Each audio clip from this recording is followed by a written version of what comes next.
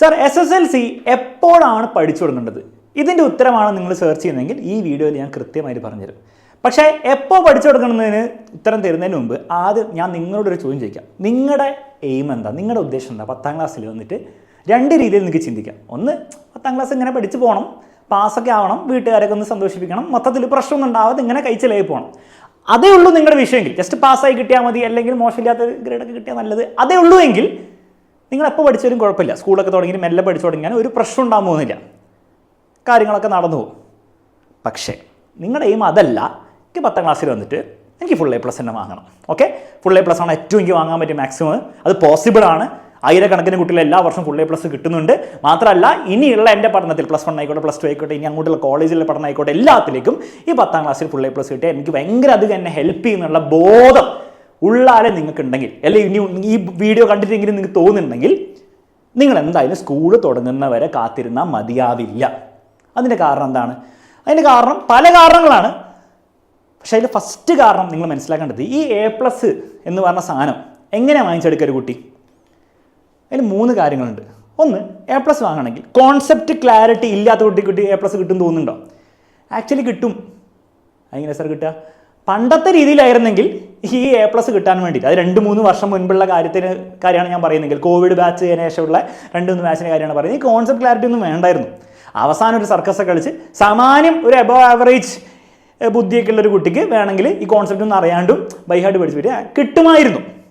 പക്ഷെ ഇപ്പം അങ്ങനെയല്ല. കഴിഞ്ഞ വർഷം മുതൽ നിങ്ങൾക്ക് ചിലപ്പോൾ അറിയായിരിക്കും, അല്ലെങ്കിൽ നിങ്ങളുടെ സീനിയേഴ്സിനോട് ചോദിച്ചാൽ മതി.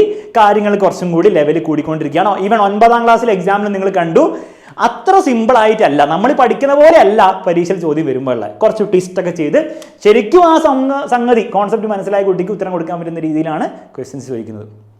10ാം ക്ലാസ്സിൽ ഇത് ഒന്നും കൂടി ലെവലപ്പ് ചെയ്യും.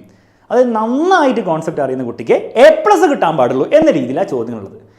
മറ്റേ B+ പാസ്സാവണമെങ്കിലൊന്നും അത്ര ആവശ്യമില്ല കാര്യമല്ല. അത് നിങ്ങൾക്ക് അല്ലാണ്ടൊക്കെ വേണമെങ്കിൽ എന്തെങ്കിലുമൊക്കെ പഠിച്ചു പോയാലും കിട്ടും. പക്ഷേ A+ കിട്ടണമെങ്കിൽ this is very very important. Sir, അതും ഈ വീഡിയോ ആയിട്ട് എന്താ ബന്ധം? ഈ വീഡിയോയിൽ നമ്മൾ ചോദിക്കാൻ സാറ് പറയാൻ പോകുന്നത് എപ്പോൾ പഠിച്ചു തുടങ്ങണം എന്നല്ലേ? എടാ, നിങ്ങൾ ഇത്ര ആലോചിച്ചാൽ മതി. ഇത് ഈ കോൺസെപ്റ്റ് ക്ലാരിറ്റി എന്തിലുണ്ട്? എല്ലാ സബ്ജക്റ്റിലും ഉണ്ടാക്കണ്ടേ? ഒരു സബ്ജക്റ്റ് മാത്രം ഉണ്ടാക്കിയാൽ മതിയോ? ഫിസിക്സിൽ, ബയോളജിക്ക്, സോഷ്യലിൽ. സോഷ്യൽ എന്താ കോൺസെപ്റ്റ് ക്ലാരിറ്റി? സോഷ്യലിൽ വരെ എന്താണ് ബൈഹാർട്ട് പഠിച്ചു പോയിക്ക് A+ കിട്ടാനുള്ള ബുദ്ധിമുട്ടുകൾ കൂടിക്കൊണ്ടിരിക്കുകയാണ്. അതിനും ട്വിസ്റ്റ് ചെയ്ത് ചോദിക്കേണ്ട. അപ്പം അവിടെ കോൺസെപ്റ്റ് എല്ലാം മനസ്സിലാക്കി പഠിക്കുന്നത് ഇമ്പോർട്ടൻ്റ് ആണ് പല കാര്യങ്ങളും. പക്ഷേ ഈവൻ മാത്സിലും, സോഷ്യലിൻ്റെ കാര്യം പോട്ടാൻ വിചാരിക്കും, മാത്സിൽ വരെ ബൈഹാർട്ട് ക്വസ്റ്റ്യൻസ് ആൻസർ പഠിച്ചു പോയിട്ട് കാര്യമില്ല. ശരിക്കും മനസ്സിലാക്കുന്ന കുട്ടിക്ക് നടക്കുകയുള്ളൂ. ഇതിൻ്റെ പ്രശ്നം എന്താ വെച്ചാൽ, ഈ പറഞ്ഞ എല്ലാ സബ്ജക്ട്സിനും എല്ലാ ചാപ്റ്ററിനും, ഫിസിക്സിലെ 6 ചാപ്റ്ററിൽ, മാത്സിലെ 10-12 ചാപ്റ്ററിൽ ഈ സാധനം ഉണ്ടാക്കണമെങ്കിൽ സമയം വേണം. മനസ്സിലായില്ലേ? ഇതിൽ സമയം വേണ്ടേ? സമാധാനമായിട്ട് ചെയ്യേണ്ട ഈ കാര്യങ്ങൾ. അതിന് യൂണിറ്റ് ടൈം. അത് സ്കൂള് തുടങ്ങുന്നവരെ, ക്ലാസ് തുടങ്ങുന്നവരെ വെയിറ്റ് ചെയ്താൽ മതിയാവില്ല. രണ്ടാമത്തെ കാര്യം, A+ കിട്ടണം എന്ത് വേണം? ഈ കോൺസെപ്റ്റും പിടിച്ചുകൊണ്ടിരുന്നാൽ മതിയോ? പോരാ. പരീക്ഷ വരാൻ പോകുന്ന ലെവലുള്ള ക്വസ്റ്റ്യൻസ് പ്രാക്ടീസ് ചെയ്യണം. പ്രീവിയസ് ഇയർ ക്വസ്റ്റ്യൻസ് പ്രാക്ടീസ് ചെയ്യണം.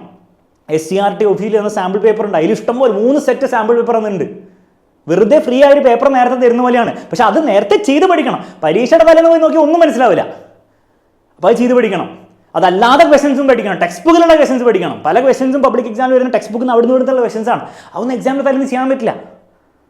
ഈ കാര്യങ്ങളൊക്കെ ചെയ്യാൻ യൂണിറ്റ് സമയം വേണ്ടോ? അതൊക്കെ ചെയ്തിട്ട് സ്കൂളിൽ പോയിട്ട് വൈകുന്നേരം വന്നിട്ട് ടൈം വേണ്ടേ? അപ്പോൾ അതിന് നേരത്തെ ചെയ്തുള്ള ഗുണം, അതായത് സ്കൂൾ തുടങ്ങിയിട്ട് പഠിച്ചു തുടങ്ങിയാൽ കിട്ടില്ല എന്നല്ല ഞാൻ പറയുന്നത്, പക്ഷെ സ്ട്രഗിൾ ആയിരിക്കും. നേരത്തെ തുടങ്ങിയാൽ ഇതൊക്കെ റിലാക്സ്ഡ് ആയിട്ട് ചെയ്യാം. കാരണം നിങ്ങൾ സ്കൂൾ തുടങ്ങുമ്പോഴത്തേക്ക് 1-2 ചാപ്റ്റർ നിങ്ങൾ തീർത്തിട്ടുണ്ടാവും. അപ്പോൾ നിങ്ങൾക്ക് സമാധാനമായിട്ട് ഇത് ചെയ്യണമെങ്കിൽ നേരത്തെ പഠിച്ചു തുടങ്ങണം.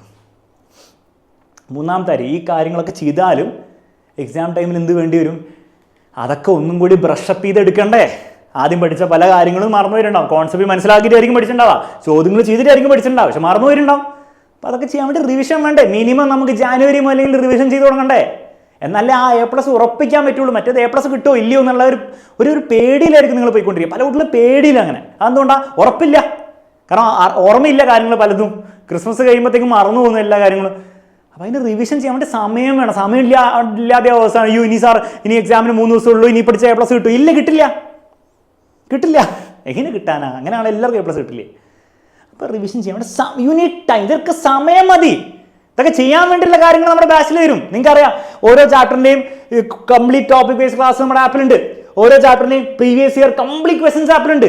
കഴിഞ്ഞ വർഷം വന്ന Onam exam, Christmas exam, model exam, public exam 4 set question പേപ്പറിന് വീഡിയോ സൊല്യൂഷൻ ക്ലാസ്സിലുണ്ട്. ആരാണോ പഠിപ്പിക്കുന്നത് ആ ടീച്ചർ തന്നെ എടുത്തു തരും. SCRT സാമ്പിൾ ക്വസ്റ്റ്യൻ പേപ്പറിന്റെ എല്ലാ ചോദ്യങ്ങളും വീഡിയോ സൊല്യൂഷൻ, പഠിപ്പിക്കുന്ന സൊല്യൂഷൻ. വെറുതെ PDF ഒന്ന് പോയി പഠിക്കാനല്ല പറയുന്നത്, ആക്ച്വലി പഠിപ്പിക്കും ക്ലാസ്സിൽ. ടെക്സ്റ്റ് ബുക്കിലെ കംപ്ലീറ്റ് ക്വസ്റ്റ്യൻസ് കവർ ചെയ്യും. ഇതെല്ലാം ഉണ്ട്. പക്ഷെ ഇതൊക്കെ ഭയങ്കര സമയം വേണ്ടോ? സമയമില്ലെങ്കിൽ ഇതൊക്കെ എങ്ങനെ ചെയ്യാം? 10ാം ക്ലാസ്സിൽ ബാച്ചിൽ ജോയിൻ ചെയ്ത കുട്ടിക്ക് റിവിഷൻ ബാച്ചും ഫ്രീ ആണ്, ക്വസ്റ്റ്യൻ ബാങ്കും ഫ്രീ ആണ്, മൊത്തം ബുക്കും ഫ്രീ. ഇതൊക്കെ പക്ഷെ അതൊക്കെ ഉപയോഗിക്കുന്ന സമയമാണ്. പോയിന്റ് ഈസ് ടൈം വേണമെങ്കിൽ, ഇത് ചെയ്യാൻ വേണ്ടി ടൈം വേണമെങ്കിൽ സ്കൂൾ തുടങ്ങുന്നവരെ വെയിറ്റ് ചെയ്തിട്ട് കാര്യമില്ല. You have to start early. Okay, അതുകൊണ്ട് തന്നെയാണ് നമ്മുടെ ബാച്ചും April 17 നമ്മൾ ബാച്ച് ലോഞ്ച് വെച്ചിരിക്കുന്നത്. അപ്പോൾ പറ്റുമെങ്കിൽ എത്രയും പെട്ടെന്ന് തുടങ്ങാൻ പറ്റും അത്രത്തോളം പെട്ടെന്ന് തുടങ്ങുക. ഞാൻ പറയുകയാണെങ്കിൽ മിനിമം നിങ്ങളൊരു April എൻഡോടുകൂടെയെങ്കിലും നിങ്ങളുടെ പഠനം സ്റ്റാർട്ട് ചെയ്യണം. മാക്സിമം നിങ്ങൾക്ക് ഡിലേ ചെയ്യാൻ പറ്റുന്ന May 1st വീക്ക് വരെയാണ്. അത് കഴിഞ്ഞിട്ട് നിങ്ങൾ ഡിലേ ചെയ്യുകയാണെങ്കിൽ പ്രശ്നം എന്താ വെച്ചാൽ നിങ്ങൾക്ക് ചെയ്യാൻ പ്രോപ്പറായിട്ടുള്ള സമയം കിട്ടില്ല. നിങ്ങൾ സ്ട്രഗിൾ ചെയ്തുകൊണ്ടിരിക്കണം മൊത്തം ഇയർ. അതിനേക്കാളും ഭേദം നേരത്തെ തുടങ്ങുക. പറ്റുമെങ്കിൽ April 17 തന്നെ നമ്മൾ ബാച്ചിൽ ജോയിൻ ചെയ്യുക, വേഗം അഡ്മിഷൻ എടുക്കുക, പണി തുടങ്ങുക. സമാധാനമായിട്ട് റിലാക്സ്ഡ് ആയിട്ട് നമുക്ക് ഈ സാധനം വാങ്ങിച്ചെടുക്കാം. 2 രീതിയിൽ A+ വാങ്ങിച്ചെടുക്കാം. ഒന്നിങ്ങനെ കഷ്ടപ്പെട്ട് ടെൻഷൻ ഇങ്ങനെ വാങ്ങാം, ഗ്രൈൻഡ് ചെയ്ത് വാങ്ങാം. അല്ലെങ്കിൽ റിലാക്സ്ഡ് ആയിട്ട് ഓരോ ദിവസവും ഒരു 1-2 മണിക്കൂർ എഫേർട്ട് എടുത്ത് റിലാക്സ്ഡ് ആയിട്ട് അല്ലാത്ത സമയം ചില്ലടിച്ചിട്ട് അങ്ങനെ A+ വാങ്ങുന്ന കുട്ടികളുണ്ട്. അതിൽ ഏത് രീതിയിൽ നിങ്ങൾക്ക് വാങ്ങണം എന്നുള്ള കാര്യം നിങ്ങൾ തീരുമാനിക്കുക. ഞാൻ ഈ പറഞ്ഞ പോലെ രണ്ടാമത്തെ രീതി റിലാക്സ് ആയിട്ടാണ് വാങ്ങുന്നതെങ്കിൽ എത്രയും പെട്ടെന്ന് പഠനം സ്റ്റാർട്ട് ചെയ്യുക. പറ്റുമെങ്കിൽ April 17 ലക്ഷ്യ ബാച്ചിൻ്റെ കൂടെ തന്നെ പണി തുടങ്ങുക. ഈസി ആയിട്ട് നിങ്ങൾക്ക് ഇതൊക്കെ വാങ്ങിച്ചെടുക്കാൻ പറ്റും. ഓക്കെ, അപ്പോൾ എപ്പോൾ തുടങ്ങണം എന്നുള്ള ചോദ്യത്തിന് നിങ്ങൾക്ക് ഒരു സാമാന്യ ഡീസൻ്റ് ആയുള്ള ഉത്തരം കിട്ടിയെന്ന് വിചാരിക്കുന്നു. ഇനി നിങ്ങൾ എപ്പോഴാണ് തുടങ്ങാൻ പ്ലാൻ ചെയ്യുന്നുള്ള കാര്യം കമൻറ്റ് ബോക്സിൽ അറിയിക്കുക. നമുക്ക് 17th ബാച്ച് ലോഞ്ചിൽ കാണാം. Bye and take care.